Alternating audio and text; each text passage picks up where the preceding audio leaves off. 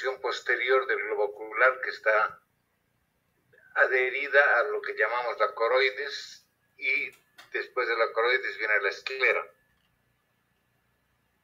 La retina en sí misma tiene un sector importante que se llama retina sensorial, que está entre la limitante interna que la separa del vítreo y la limitante externa que la separa del epitelio pigmentario. En esta capa están las células de la cadena celular de la retina, o sea, el cuerpo celular del cono y el bastón, las células bipolares, las células ganglionares en la cadena. Y las células ganglionares van a dar la capa de las fibras que van a formar el nervio óptico. Y esta capa está limitada por las llamadas limitantes, interna contra la limita del vítreo y externa la limita del epitelio pigmentario. Toda esta capa sensorial es transparente, permite el paso de la luz, excepto lo que está detrás, que es el epitelio pigmentario, que es opaco, es oscuro. Lo llamaron los antiguos patólogos tapetum nigrum, o tapete o mantel negro, que no permite el paso de la luz. Fuera de eso, desde las lágrimas, la córnea, el humor acuoso, el cristalino, el vítreo y la retina sensorial son transparentes y permiten que la luz pase a través de ellas para golpear y reflejarse en esta capa opaca, oscura, que es el epitelio pigmentario.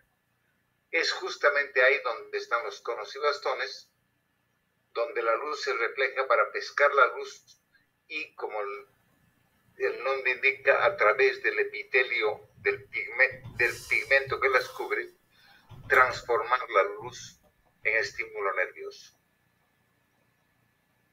Y una vez transformada la luz en estímulo nervioso, es llevada por el cono y el bastón hacia la cadena de las células que les he nombrado, y a través de las células ganglionares y el nervio óptico es llevada esta estimulación ya no luz, estimulación eléctrica, estímulo nervioso, que va a llegar hasta la retina, hasta la corteza occipital.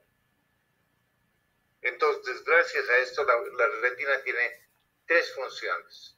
Una función de fotorrecepción, que está producida a nivel del epitelio pigmentario y de los pigmentos específicos visuales que rodean y cubren a los conos y bastones. Ahí se recibe la luz. Por eso dice que los conos y bastones son fotorreceptores, junto al epitelio pigmentario que los está abrazando, cubriendo. Los conos y bastones están imbricados en el epitelio pigmentario, como estarían mis dedos clavados en la arena. Están abrazados por el epitelio pigmentario. Entonces la luz llega, golpea en el epitelio pigmentario, lo ilumina, inmediatamente impresiona al pigmento visual que rodea los conos y bastones, donde la luz se transforma en estímulo nervioso. La luz es una onda electromagnética que se va a transformar en una onda eléctrica. A esto se llama fototransducción. Entonces la luz a nivel del ojo tiene tres fases. La luz. Luz significa foto. Una fase es la fototransmisión, que es la luz que viene de afuera y, atravesando todos los elementos transparentes, llega hasta el epitelio pigmentario y los conos y bastones. Eso se llama fototransmisión. Transmisión de la luz. Una vez en el epitelio pigmentario se refleja, estimula el pigmento visual que cubre al cono y al bastón, y este pigmento visual se oxida, y al oxidarse transforma la luz en estímulo nervioso. O sea, esa etapa se llama fotorecepción y fototransducción, o si quieren usar fototransformación, que transforma la luz en estímulo nervioso. Y desde ese momento ya no hablamos de foto, desde ese momento hablamos de neuro. Y ahí comienza la neurotransmisión, también en la retina, que va a salir de los conos y bastones, el cuerpo celular, las células bipolares, las células ganglionares, para ir por las fibras a través del nervio óptico hasta la corteza. Entonces, esto puedo preguntarles, ¿qué etapas tiene la luz y dónde se transforma en estímulo nervioso? Las etapas son fototransmisión, fotorecepción y fototransducción, donde ya se transforma en estímulo nervioso. ¿Dónde se transforma? En el epitelio que cubre el cono y el bastón. Digo, el pigmento, no el epitelio, el pigmento que cubre el cono y el bastón, que está fabricado constantemente por el epitelio pigmentario. Esta es la forma en la que funciona para la fisiología de la visión. Ahora, ¿cómo se nutre la retina? Se nutre por dos sistemas vasculares. El primer sistema vascular es el que entra por los conos y bastón, que entra por el nervio óptico, emerge dentro del ojo en la retina y forma a través de la arteria central de la retina todo el sistema arterial y venoso que podemos verlo en un examen de fondo de ojo. Ese es el sistema superficial vascular de la retina, que es tributario de la arteria central de la retina, que va de la arteria central a las ramas temporales y nasales, a las ramas secundarias, terciarias, precapilares y a los capilares, y después vuelve por el sistema venoso hacia la vena central de la retina. El sistema que nutre a toda la retina sensorial. Pero la retina fotorreceptora y fototransductora, que son los conos y bastones y el epitelio pigmentario, está nutrido por la coroides. Y la coroides es un lecho vascular muy denso que está abastecido por 6 a 8 arterias, las arterias ciliares cortas posteriores. Doctor, perdón que lo interrumpa. Allá, muy bien, la voy a aceptar. Sí, eso. Ya está, ya la he aceptado. Que son de 6 a 8 arterias que nutren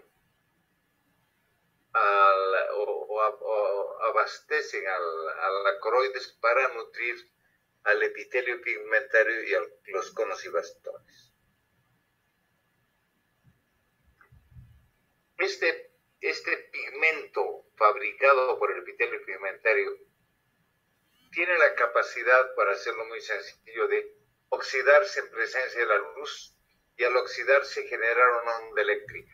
Es donde la luz se transforma en estímulo nervioso, en ese pigmento visual muy complejo, de estructura básica caroténica, que es el lugar exacto donde la luz se transforma en estímulo nervioso. Llega como luz, se produce la fototransducción y de ahí sale para entrar al interior del cono como estímulo nervioso. Pero ese mecanismo de transducción se produce a través de la oxidación del pigmento.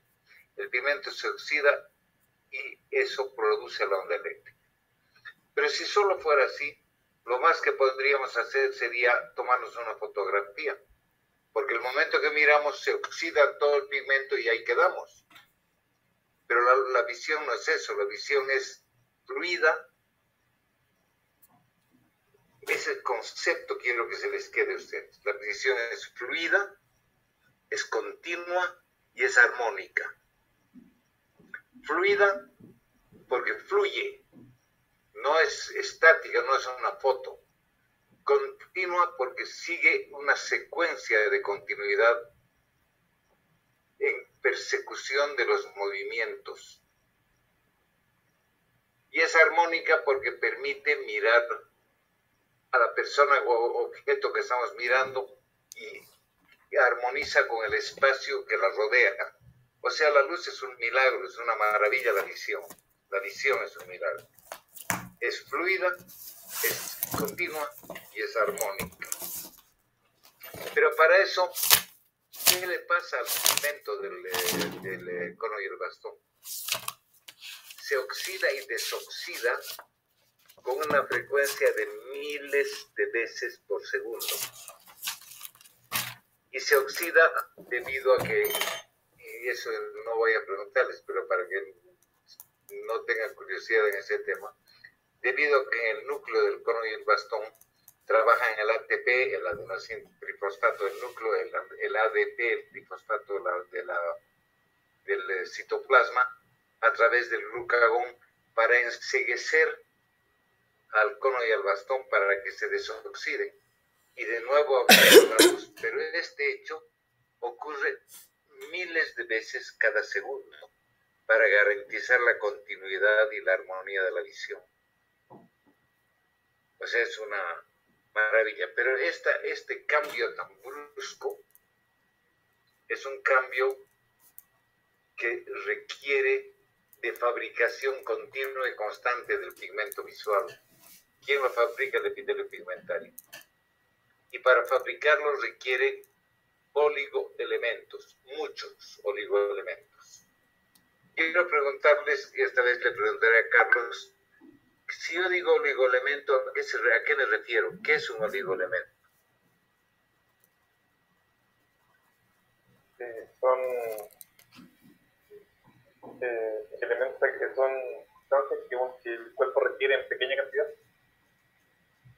Sí, es parcialmente correcto.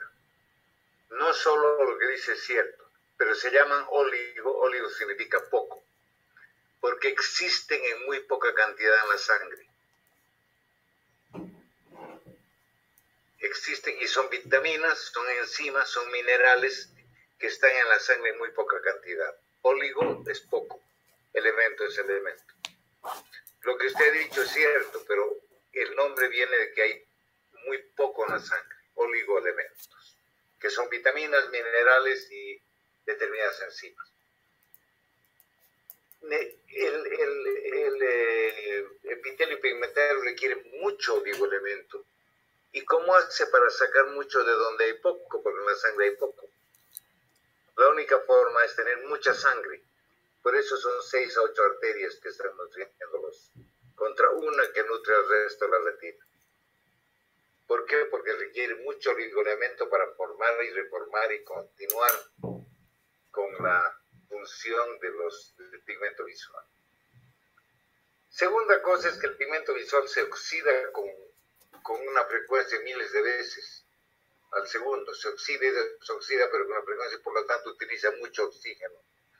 Y el metabolismo del oxígeno es como el ciclo del metabolismo del oxígeno es conocido. Lo voy a poner en que uno absorbe por la nariz y lleva a los pulmones aire.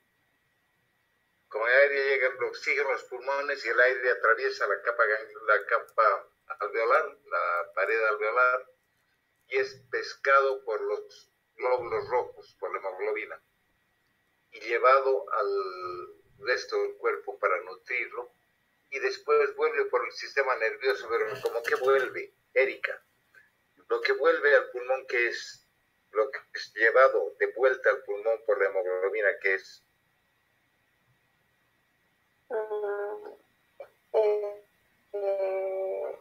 se capta oxígeno y se devuelve dióxido de carbono, doctor. Dióxido de carbono. ¿Y por qué yo puedo hacer esto?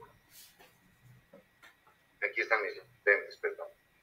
Puedo hacer con mi aliento y limpiarlos. ¿Qué está botando mi aliento? Vapor de agua. El metabolismo del oxígeno normalmente va a terminar en dióxido de carbono, o sea, CO2, y agua, o sea, H2O. Ninguno de estos elementos es peligroso, ambos son beneficiosos, ambos se eliminan con facilidad y no producen problema de ningún tipo al tejido. Pero cuando el metabolismo de oxidación, el metabolismo del oxígeno es tan rápido como en la retina, el ciclo no alcanza a completarse y entonces se queda un paso antes de llegar a agua y a CO2 y se queda como H2O2. H2O2, saben que eso es en términos generales, agua oxigenada. Dígame, Raimi, ¿cómo se llama el H2O2?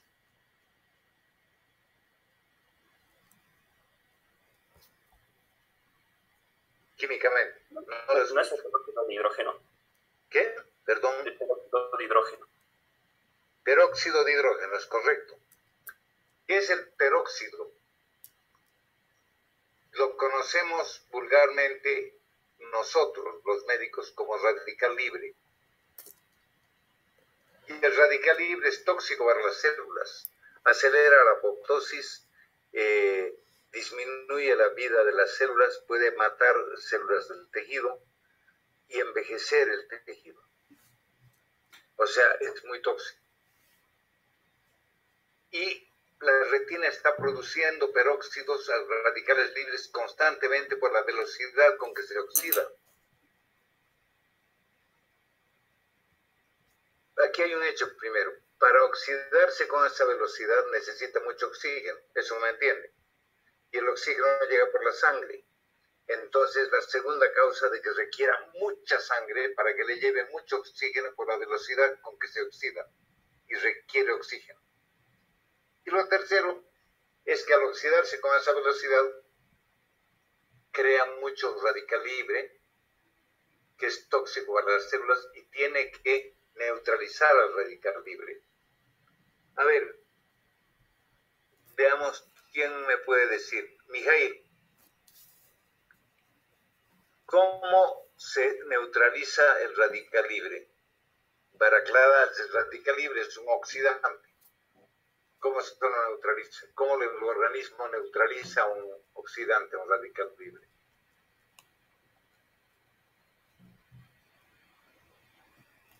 Pues una enzima que agarre el electrón libre y poder neutralizar. De acuerdo, no solo enzima. Puede ser que hay vitaminas y que por ejemplo. Mira, ¿cómo se llama los elementos que neutralizan el radical libre? Antioxidante. Pueden comprarlos en la farmacia, vayan a cualquier farmacéutico, lo piden y les van a dar. Se llama antioxidante. Los antioxidantes son los neutralizadores de los radicales libres, que son oxidantes. Y así evitan que el tejido se envejezca, se muere o se dañe. Pero el radical libre es también un oligoelemento y se requiere mucho en la retina y por eso la retina requiere mucha sangre, porque debe sacar mucho radical libre, que es el oligoelemento, para neutralizar al peróxido. Por eso hay 6 a 8 arterias irrigando esta zona, mientras que el resto solo tiene una, que es donde se produce la neurotransmisión. O sea, a partir del cono, el estímulo nervioso de Janus pasa a las células bipolares, a las células ganglionares, y de aquí por un flujo axonal grande sale del ojo a través del nervio óptico, llega hasta los cuerpos geniculados externos. De esto vamos a hablar mañana en neurooftalmología. Pero ese es, entonces, la retina tiene un sistema de manejo de la luz y un sistema de manejo del sistema y una transformación del sistema de la luz en sistema comprensible por el sistema nervioso. Y tiene dos elementos, dos lechos vasculares, uno que es externo, que es la coroides, y otro que es interno, que es el plexo o las arterias o el sistema vascular proveniente de la arteria central de la retina. Ambos pueden enfermarse y son retinopatías vasculares, que son de la enfermedad de la retina, de los vasos superficiales o de los vasos profundos. Por eso les hablaba de que estudien retinopatía diabética hipertensiva, que son enfermedades de los vasos superficiales provenientes de la arteria central. O estudien enfermedad macular relacionada a la edad, que proviene de la coroides. Además de que estudien el desprendimiento de retina, que son las 4 cosas que un médico general debería saber. Muy bien, sobre esta parte, ¿hay alguna pregunta, algún comentario?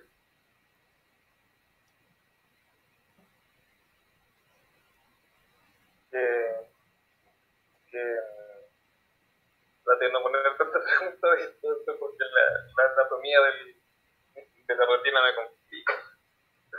Es muy complicada.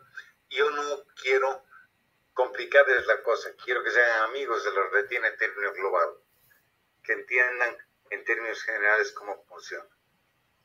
Meterse a hablar de retina y retinopatías y enfermedades y funcionamiento y fisiología de la atención nos lleva con los residentes clases de 2 horas por lo menos durante 4 semanas.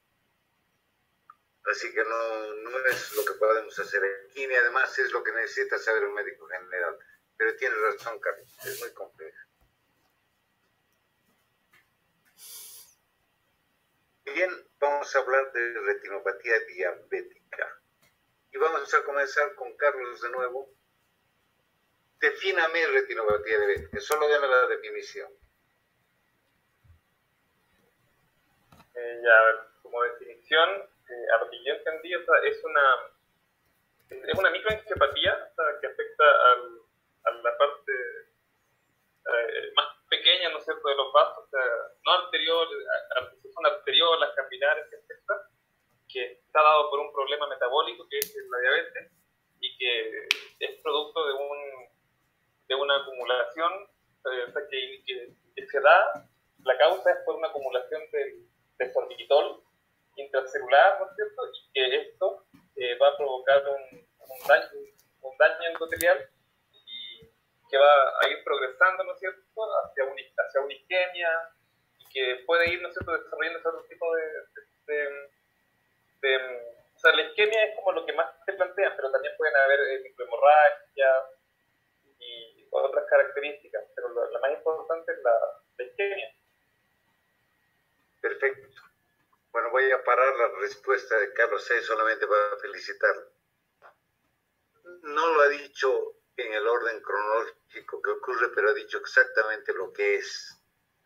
Ha dicho que es una microangiopatía de origen metabólico y de realidad microvascular, por eso es microangiopatía, que está producido por el aumento de la glucosa en forma crónica, y ese aumento de la glucosa va a producir acumulación a nivel de los pequeños vasos, a nivel de las células que cubren los capilares, que son pericitos, va a producir acumulación en la pared vascular de sorbitol, porque no es capaz de ser eliminado por la cantidad enorme de glucosa, y si ustedes recurren al ciclo de Krebs, el sorbitol es uno de los elementos intermedios en el ciclo. Bueno, ¿qué va a producir? Estenosis del lumen vascular, que es muy importante a nivel de la microarteriola precapilar. Y por lo tanto va a producir lo que ha dicho y ha destacado Carlos, isquemia. En términos fisiopatológicos, la retinopatía diabética es una enfermedad debida a la isquemia crónica del tejido retiniano. ¿Por qué está producido? Por lo que acabamos de decir. Pero es isquemia. Isquemia es dificultad de llegada de sangre, porque el sistema precapilar y capilar están dañados. Al dañarse el sistema precapilar y al desabastecerse de sangre, el sistema precapilar arteriolar, y se desabastecer de sangre del sistema capilar, el capilar comienza a sufrir. Y sufre básicamente a nivel de las células que lo cubren, porque es un capilar muy especial el de la retina. Es un capilar no fenestrado. Los capilares de todo el organismo humano en general son capilares fenestrados. ¿Qué significa?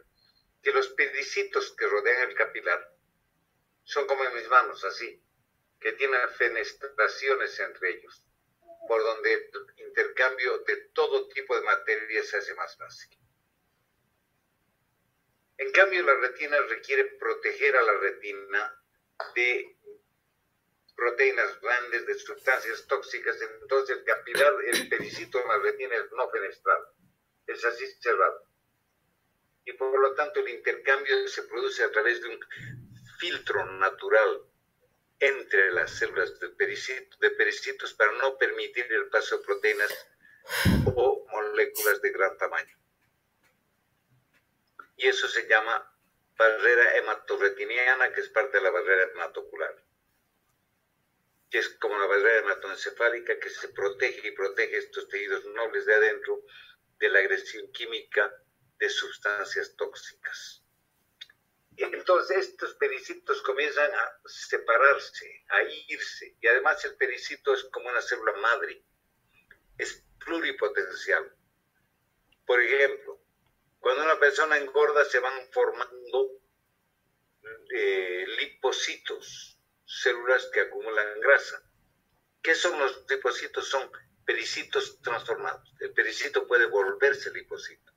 El pericito puede volverse fibrocito o fibroblasto y producir tejido fibroso. Es capaz en muchos casos de emitir sustancias que son factores de crecimiento, los llamamos nosotros ahora. Se sospechó de su existencia hace mucho tiempo, pero ahora está confirmada. Pues el pericito emite un grito químico cuando hay isquemia. Y grita pidiendo más sangre, y grita a través de la producción de unas hormonas de acción local, de unas endormonas, de unos factores que estimulan el crecimiento de los neovasos para llevar más sangre a las zonas que están con isquemia. Entonces, ese grito va aumentando con el tiempo de la isquemia y los vasos más grandes le hacen caso a ese grito y comienzan a producir neovasos. Pero el neovaso que producen es de muy mala calidad. El neovaso está formado solamente por células endoteliales, se rompe con facilidad, sangra con facilidad, y ese sangramiento, los neovasos, va a llevar a la formación de tejido fibroso que nace desde los pericitos y nace y comienza a tratar de bloquear las hemorragias con tejido fibroso, que es uno de los elementos de progresión de la retinopatía diabética. Entonces, todos estos elementos de los que comenzaba a hablar, y sé que hubiera podido seguir hablando, Carlos, como ser hemorragias en llama, son hemorragias como llamas de vela, como ser dilataciones de los capilares como microaneurismas, como ser exudados duros como granos de arroz, porque los capilares no son capaces de recoger y llevarse los metabolitos, se acumulan como exudados duros que uno puede ver en la retina. Después vienen los exudados blandos, que uno ve no un grano de arroz, sino como un algodón, se llaman algodonosos, menos brillantes, de bordes indefinidos como un algodón. ¿Qué significan esos exudados blandos? Significan microinfartos de la retina. Son áreas donde el capilar dejó de funcionar y la retina que el capilar nutre se muere. Y al morirse, perdónenme, voy a dejar mi señal, esperen un ratito.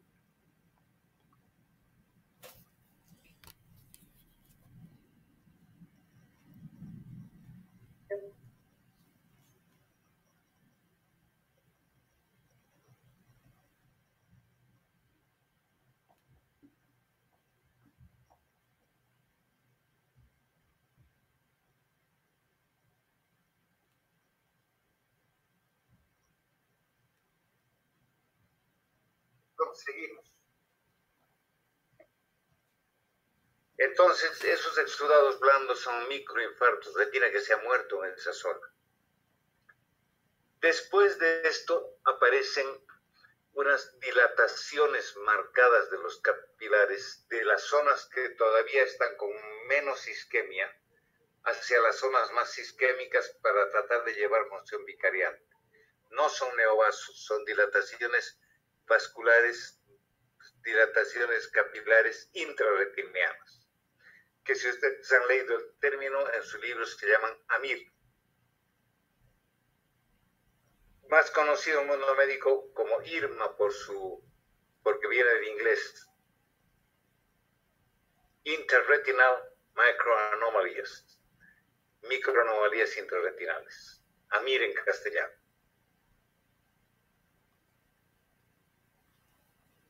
Estas anomalías ya están mostrando el momento en que ya la retina no está pudiendo más y están comenzando a venir los neovasos, y que esta retinopatía diabética, que era pre o no proliferativa porque no tiene neovasos, se va a convertir en proliferativa porque tiene neovasos, y esa proliferativa va a comenzar a formar nichos vasculares, y esos nichos vasculares van a comenzar a formar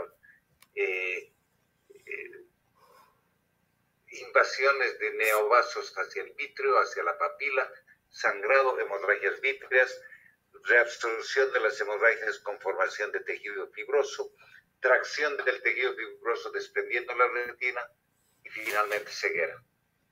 Esa es la historia clínica de la retinopatía diabética.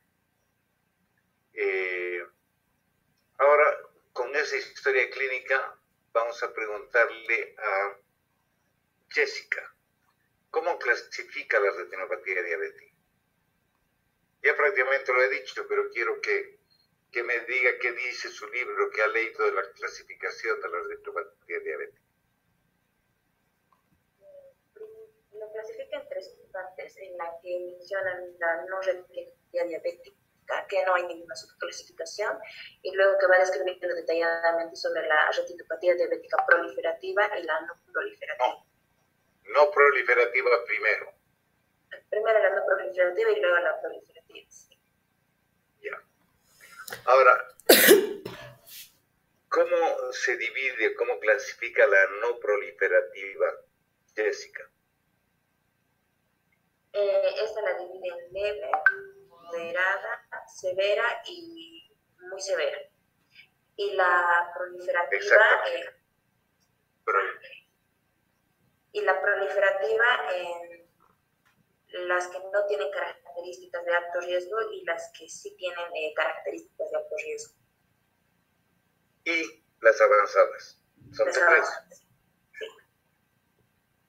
Sin características de riesgo, con características de riesgo y avanzadas. Es sin características de riesgo, lo que les hablo hace un momento. Es que hay neovasos, uno ve esos nidos como de pájaro de neovasos en la periferia, pero no hay hemorragias, no hay tejido fibroso. Ahí están los neovasos. ¿Qué es con características de riesgo? Cuando ya hay tejido fibroso, cuando ya están apareciendo neovasos que van hacia el vítreo, esto es con características de riesgo. Y avanzada, cuando ya se ha producido fibrosis preretinal, desprendimiento de retina, ya en las etapas finales. Puedo preguntarles en el examen del viernes definición o clasificación de la retinopatía diabética. O, y voy a preguntarle a Jimena, ¿cómo trata, Jimenita, cómo se trata la retinopatía diabética? Dependiendo del grado de compromiso, podemos hacer la fotocoagulación si es un compromiso grande, pero si también puede ser local, la fotocoagulación local, lo decía. Ya, bien. Pero, por ejemplo, o sea, había en un lado, o sea, en los brotes hemos estado viendo que nos preguntaban los doctores acerca del Avastin, porque y esto supongo que sería serviría porque bloquea la neovascularización, ¿no? Correcto. Las dos cosas son correctas, pero a los dos se les ha quedado una tercera. Doctor, es importante controlar la glicemia. Exactamente. Hay que controlar la diabetes. Y cuanto antes se la controle y mejor se las controle, más tardíamente se va a producir la retinopatía diabética. O sea, controlar la diabetes, hacer que el paciente sea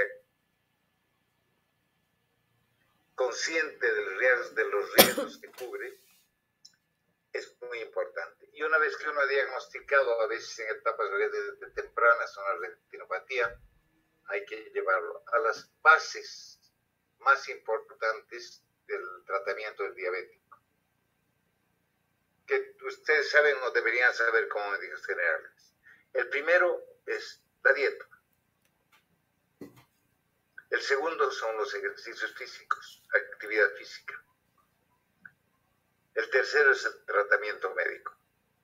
Esos son los pasos que deben seguirse y generalmente cumplirlos. El paciente debe hacer ejercicios moderados, debe tener una dieta muy clara y cumplirla, y debe tener el tratamiento indicado y cumplirlo. Y lo cuarto es hacer controles periódicos de cómo está su glicemia y su hemoglobina glicosilada. Que eso es lo que maneja quien un endocrinólogo. O sea, uno es tratar médicamente la diabetes, bien. Segundo es en etapas, y estaba muy bien lo que decía Jimena, pero es una idea antigua. Le digo antigua porque en el último año ha cambiado. Ha cambiado en varias formas. La primera de las formas tiene que ver con lo que decía Carlos de los agentes antiangiogénicos, entre los cuales está el bevacizumab, que es el nombre químico de la Avastin, que son inhibidores de la neovascularización. Pero también está el que ya no se usa, fotocoagulaciones focalizadas. Simplemente cuando uno encuentra una neuropatía diabética que está, digamos, por ponerlo, en no proliferativo, leve o moderado, el único tratamiento es controlar a ese paciente, hablar con su endocrinólogo, concientizar al paciente que cumpla su tratamiento, porque no se imaginan en el mundo entero la cantidad de diabéticos que no cumplen su tratamiento. O la cantidad de diabéticos tipo 2 que ni siquiera saben que tienen diabetes. Hay una estadística clásica que dice, de los diabéticos tipo 2, la mitad no saben que lo tienen. De la mitad que tienen, la mitad del 50% no se trata. Del 25% que quedan, la mitad se tratan mal, es decir, cuando van a ir al médico comienzan a hacer dieta y tomar sus medicamentos. Pero después se desmandan, hacen lo que quieren y solo se preocupan de mostrar que están haciendo este mal tratamiento. Y nos queda un 10% que se tratan entre regularmente bien y bien. Así que es un desafío hacer que el paciente se adhiera a su tratamiento. Y hay que asustarlo. Hay que mostrarle la realidad, porque no se lo asusta con mentiras. El futuro del diabético siempre es muy malo. Tanto por la microangiopatía que afecta a su riñón, afecta su retina, como por la macroangiopatía que produce infartos de miocardio, produce ACVs, o por las lesiones microangiopáticas terminales que pueden llevar hasta incluso la amputación de una pierna o de las dos piernas, miembros inferiores. Entonces el futuro es malo. Y hay que hablarle de eso al diabético, que no está haciendo un tratamiento para cumplir ni con su familia ni con el médico, que es él el que está defendiéndose, pero le cuesta mucho entender, hacer entender. Entonces, cuando la retinopatía diabética es no proliferativa, severa, o sea que ya hay hemorragias, microinfartos, hemorragias en llama, exudados duros, retina, arterias arrosariadas, patológicas, ya es la indicación para tratar. Si es muy severa, mayor indicación. Y si es proliferativa sin factores de riesgo, ojo, mayor razón de tratar de inmediato. ¿Cómo se trata de inmediato? ¿Cuál es el tratamiento clásico? Es la panfotocoagulación. ¿Qué es panfotocoagulación? Es utilizar un rayo láser para destruir retina. O sea, es como fusilar segmentos de la retina, como matarlos a tiros. Eso es un láser. Donde toca, destruye. Entonces, ¿cuál es el objetivo? Matar la mitad de la retina, la mitad periférica, en forma focalizada, o sea, no entera, sino hacer como disparos aislados en toda la retina periférica, respetando la retina central, para hacer que 120 millones de conos, que son la periferia de la retina, se vuelvan 60. O sea, disminuir a la mitad. Y defender el polo posterior, donde está la visión central, pero atacando y matando a la mitad de la retina periférica. ¿Qué quiero decir con eso? Estamos matando comensales. Comencé esta clase diciéndoles que la retina consume mucho oxígeno. Mucho oxígeno. La isquemia es la falta de nutrientes y falta de oxígeno. Si matamos a la mitad, la otra mitad va a tener la comida suficiente para vivir. Yo siempre les cuento un cuento que un profesor mío en retina, instructor cuando yo era residente, que después ha sido uno de mis grandes amigos en la vida, el doctor Juan Verdaguer, uno de los oftalmólogos más brillantes en América Latina, chileno, profesor de la Universidad de Chile, formador de becados, como nos llaman en Chile, residentes. Lo dijo una vez y yo no me olvidé de cómo comparó, porque estaba comenzando recién. Estoy hablando de los años 71, 72 del siglo pasado, que yo era residente. Y él era un joven instructor que acababa de llegar de hacer retina en Estados Unidos. Y llegó el primer fotocoagulador que llegó a Sudamérica, llegó a la Universidad de Chile, a insistencia del doctor Verdaguer para comprarlo. Era un fotocoagulador antiguo de tipo basado en gas de argón, hecho en Zeiss, Alemania. Y explicándonos a los residentes decía, acuérdense de esta historia que les voy a contar. Es una historia, es un cuento. Un señor tenía 10 perros y amaba a sus 10 perros, de distintas clases, razas de perros, los amaba a sus 10 perros. Y cada perro, para vivir bien nutrido, requería de 1 libra de alimento para perros. Cada perro, cada día. Carlos se fue. Yo no estoy acá. Porque se oscureció su pantalla. Bueno, cada perro requería, lo voy a poner en boliviano, cada perro requería un par de araña al día para vivir bien. Y le daba su pan y los perros bien, pero un día este señor pierde su trabajo y el dinero que tiene ya no le alcanza para comprar 10 panes cada día y solo puede comprar 5. Entonces parte los panes y a cada perro le da medio pan.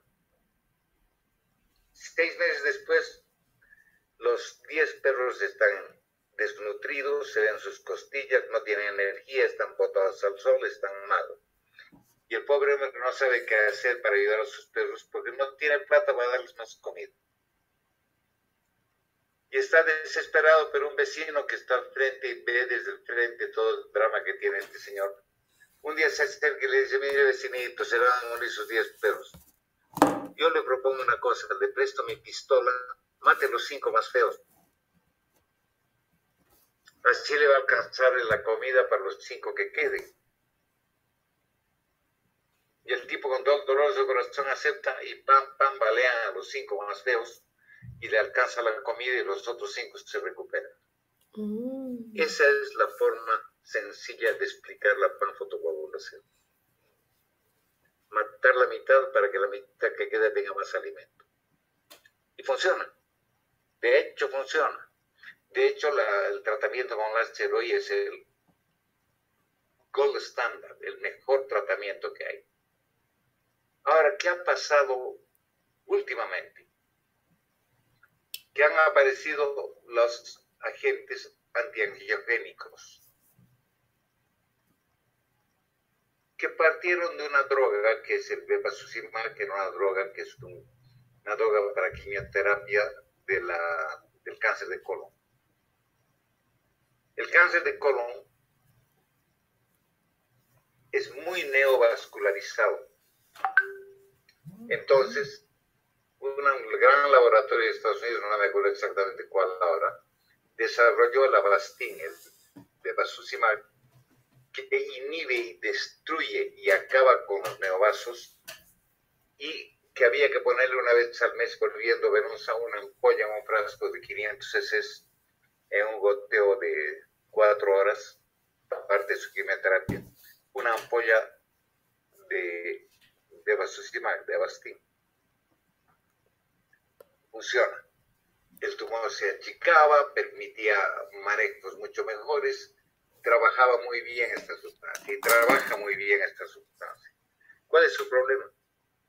Que una ampolla grande de bevacizumab que se usa para el cáncer de colon tiene aproximadamente, si no me equivoco, 10 o 12 centímetros cúbicos la ampolla. Y cada ampolla cuesta alrededor de 40.000 bolivianos. Y el paciente requiere una ampolla en goteo cada mes durante 3 o 4 meses. Estamos hablando de 300.000, 350.000 bolivianos en este tratamiento. Hay muchísima gente que no puede hacer. Es muy caro, pero es efectivo. Un amigo mío con el que tuvimos la suerte de estar juntos en una fellow en la Universidad de Duke, en Carolina del Norte, se dedicó a retina.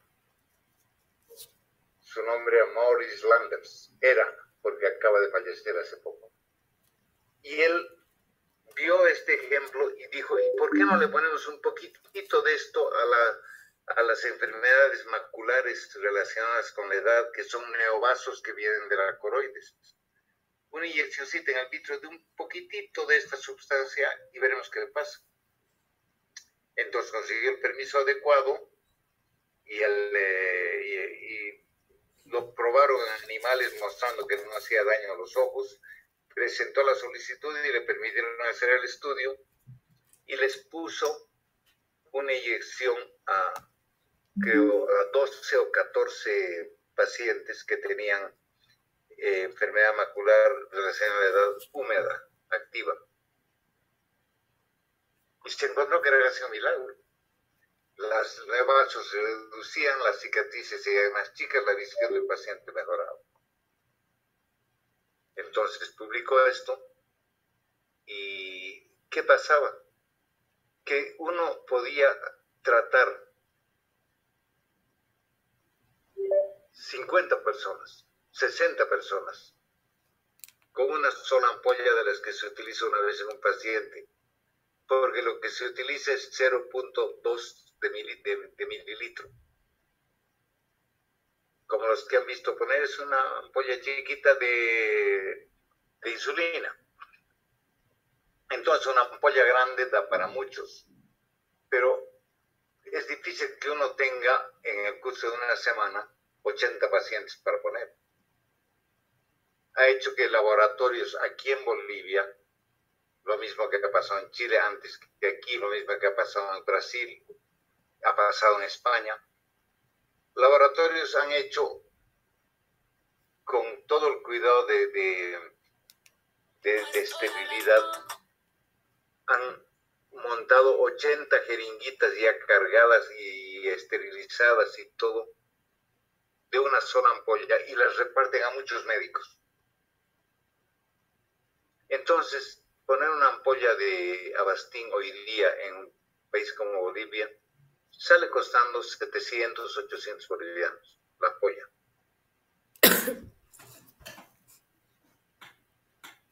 y funciona muy bien. Pero la FDA, que es la agencia que acepta y reconoce los medicamentos en Estados Unidos, no lo quiso hacer. No quiso aceptar esta experiencia porque dijo que ya había aceptado este medicamento contra el cáncer de colon y no lo iba a aceptar en esta otra cosa, que había que buscar otra solución. Y laboratorios, 3 o 4 laboratorios, lograron una sustancia, el abastecimab, el delta o el beta sucimag, o sea, parecidos al beba, y los embotellaron para ojos. Y después aprendieron otras sustancias parecidas embotelladas para ojos, en ampollitas así chiquitas. Hicieron que la FDA aprobara esas sustancias para uso oftalmológico. Pero una de esas sustancias, por ejemplo, Ilea se llama, que es la más famosa. Cada ampolla cuesta $1,500. Contra 700 bolivianos de la ampolla de Avastin para hacer prácticamente lo mismo. Así que, como comprenderán, en América Latina en general, lo que más usamos es Avastin. Hay gente que tiene dinero y hay gente, entonces estamos poniendo Ilea u otras parecidas, pero yo de poner alguna la pongo Ilea. En muy poca gente porque es muy, muy caro. Porque hay que poner 3 por lo menos en la enfermedad macular. Ahora, ¿qué ha pasado? ¿Qué han probado en la diabetes? Y en la diabetes disminuye la proliferación de neovasos. Se fue Eric Garcés. Han disminuido los neovasos. Pero en el momento que no deje de poner, vuelven a aparecer. O sea, lo que es más o menos como patear la lata. ¿Entienden eso? Una persona que camina con la calle y patea una lata adelante, cuando llega a acercarse la vuelve a patear. Entonces, estamos pateando la lata. Lo que podía ocurrir hoy día va a pasar mañana. Pero va a pasar. En cambio, con la fotocoagulación no va a pasar.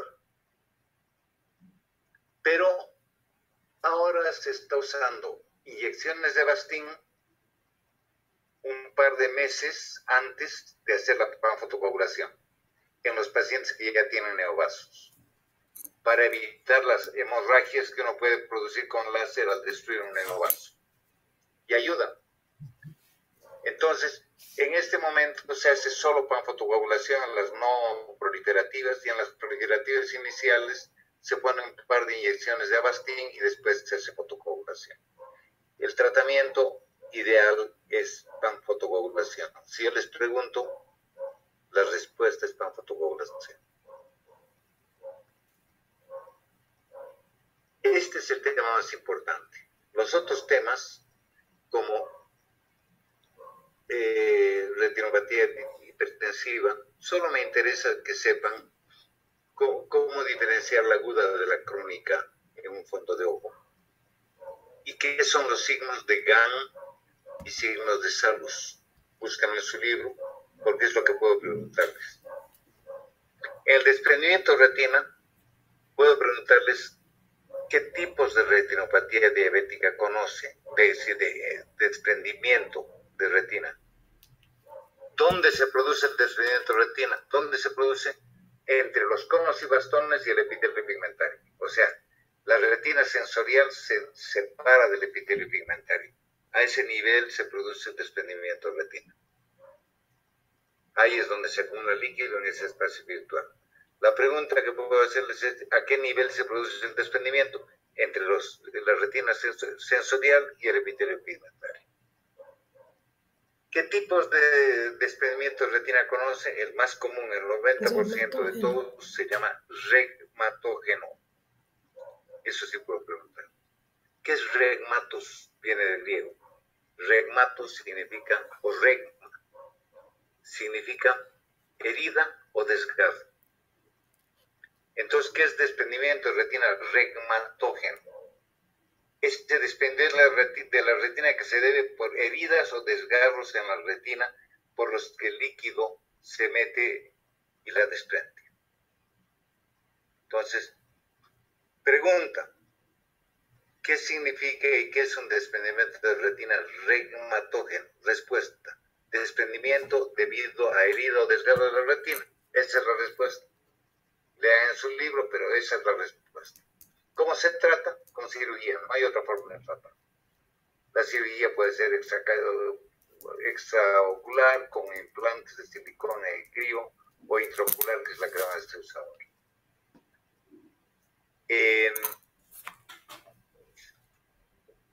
¿Qué otros tipos de desprendimiento ocurren? El desprendimiento traccional, como en la retinopatía diabética, que la tejido fibroso tracciona la retina.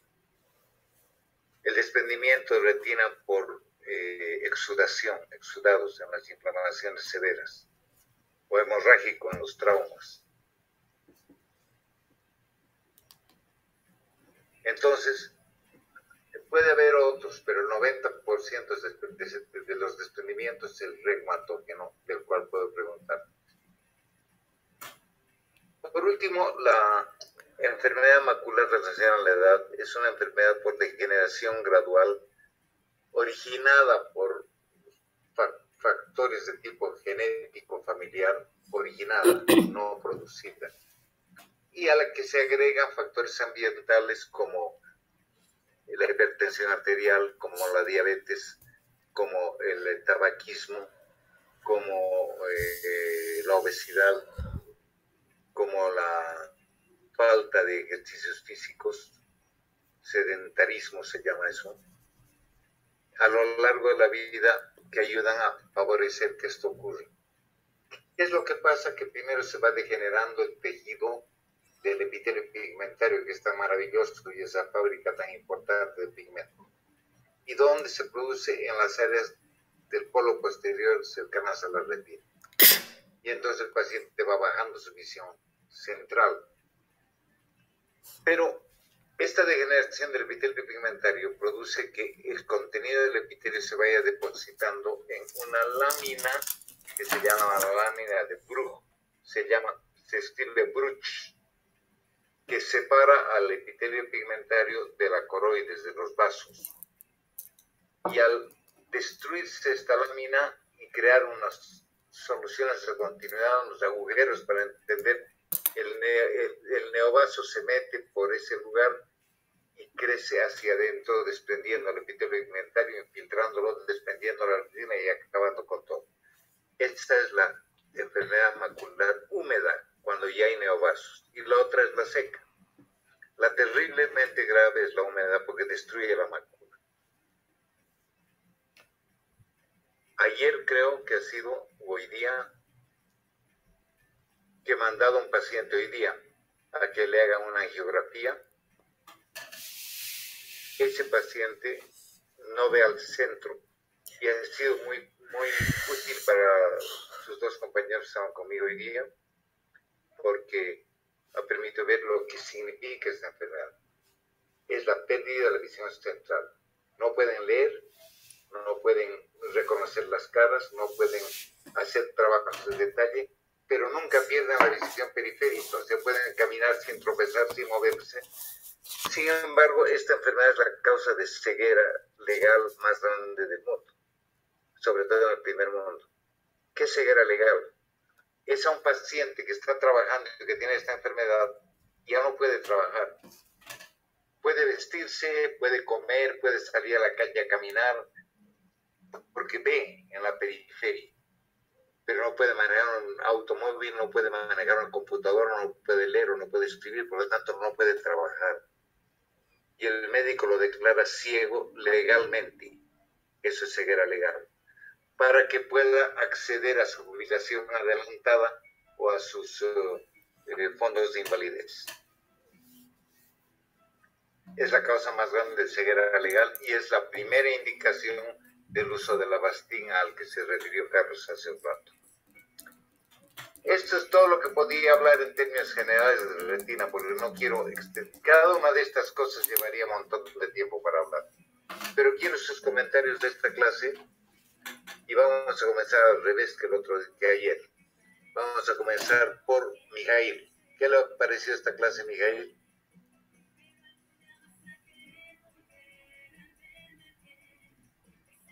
Doctor,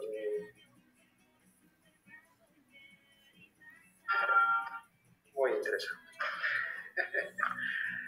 No sé qué podría aportar, pero me ha parecido muy bien. Qué bien, gracias. ¿Qué dice Carlos? Yo creo que está bien. O sea, que me gusta que se aboque a lo que nosotros vamos a ver en la práctica. Eso es lo que quiero. Porque pacientes como estos vamos a ver, pues hay unos doctores que uno quiere que sepan como especialistas. No, no nosotros. El objetivo, les dije en la clase de medicina social y antes, es qué debe ser un médico general. No, por eso hay otros doctores que de otras necesidades, de otros roles que uno quiere que sepan como especialistas. Y preguntan cosas que uno nunca va a ver como médico general. Estoy de acuerdo con usted. Y es un error. Eso es lo que me gustó de la clase, que se aboque a lo más importante, a lo que nosotros vamos a ver de verdad en la práctica, en lo que vamos a trabajar. Y lo otro se lo mandamos a usted.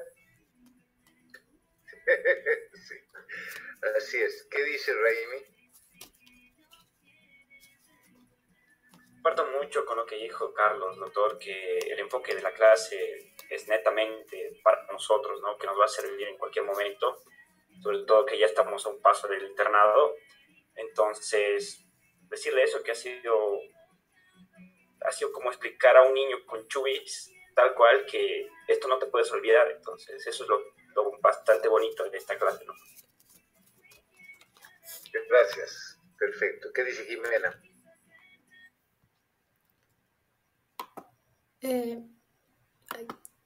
Ahora sí.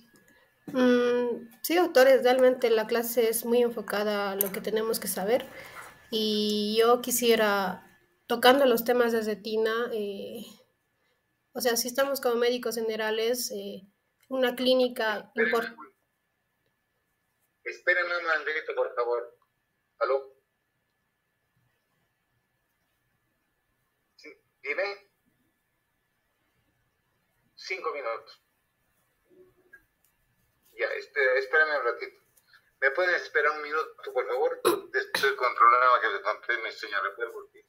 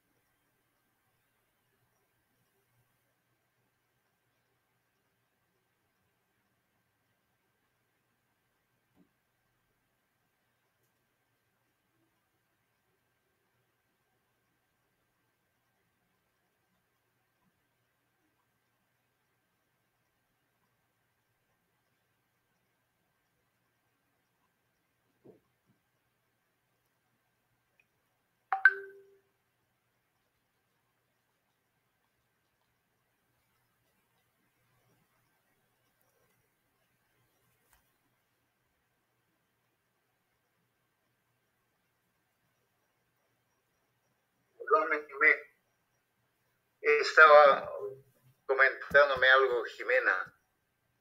Sí, les decía, doctor, que nosotros como médicos generales, viendo a nuestros pacientes, yo creo que la mayoría de nosotros no va a ver, tal vez, no va a tener a mano para hacer un fondo de ojo. Entonces, la clínica es lo que mandaría para nuestros pacientes para sospechar de un desprendimiento de retina o retinopatía diabética complicada Ya, entonces, entonces, para eso quería decir que la clínica, entonces, lo que veríamos en el paciente sería miodesopsias, o sea que se nubla también la vista muy rápidamente, esas cosas. Quizás nos aclararía, doctor. Paciente diabético, perdón, con baja de la visión, hay que sospechar.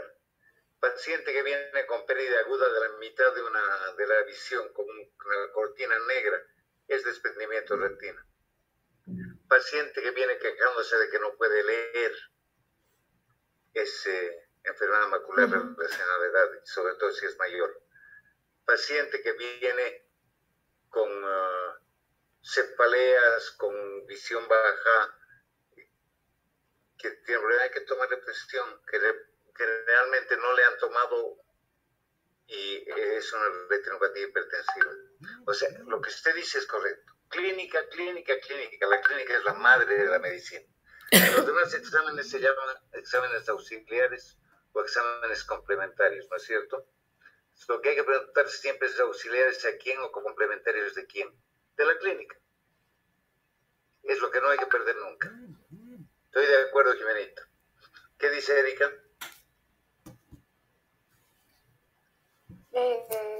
Igual no discrepo nada con ninguno de los comentarios que hicieron mis compañeros. Yo estuve viendo algunos videos sobre todo de retinopatía diabética e hipertensiva y las diferencias de ambos. Y la verdad que la clase ha sido bastante consolidadora, ¿no? Para lo que ya había leído y lo que ya había visto y muchas dudas que tenía que ya están aclaradas.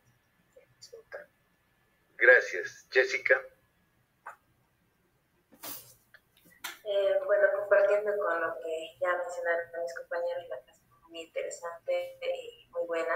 Creo que la manera como nos explicó en cuanto a la fisiopatología y también de qué se trata el tratamiento fue bastante clara y creo que nadie se va a olvidar. Y bueno, también fue muy interesante ya que mi compañero y yo pudimos ver justo un paciente con enfermedad macular relacionada con la edad y algo característico, ¿no? Que no podía ver en el centro, pero su visión periférica estaba bien. Entonces, muy buena la clase. Gracias. Eric.